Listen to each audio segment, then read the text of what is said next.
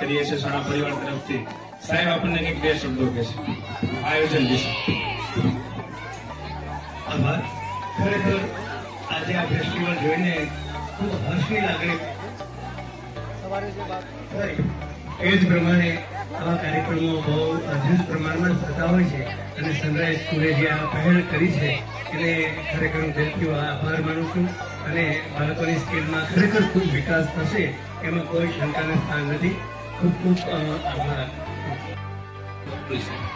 એમાંથી લોકોને પ્રોત્સાહન મળશે અને આગળ વધવાની તક મળશે. કાર્યક્રમ છે, બાળકો આમાંથી પ્રોત્સાહિત થશે.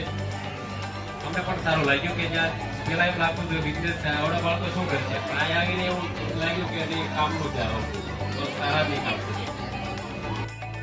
આયોજન કરેલું છે. હરેક બાળકમાં એક કળા રહેલી છે અને બાળકમાં છુપાવેલી કળાનું આ મંચ બનાવેલું છે. ખરેખર ખૂબ જ સરસ આયોજન કરેલું છે. અમે સનરાઈઝ સ્કૂલનો ખૂબ આભાર માનીએ છીએ બધા. શાળામાં આવી છું. આ બિઝનેસ ફેરનું આયોજન ખૂબ જ સરસ છે અને બહુ જ મજા આવી છે. વિદ્યાર્થીઓને બહુ જ પ્રોત્સાહન મળ્યું છે અને આયોજન આવા વારંવાર થાય એવી ખૂબ જ મનોકામના છે મારી. બહુ જ સરસ છે. બધા ટીચર્સ ને પેરેન્ટ્સ ને બધા તે એટલા મસ્ત આયોજનમાં ગોઠવાયેલા છે ને કે મજા આવી ગઈ છે. Thank you so much. Thank you very much. તમને બધાને પણ મજા આવી હશે. બધા એન્જોય કરો ને આવા પરિવાર આયોજન જરૂર કરજો. Thank you. ઘણો સારો છે.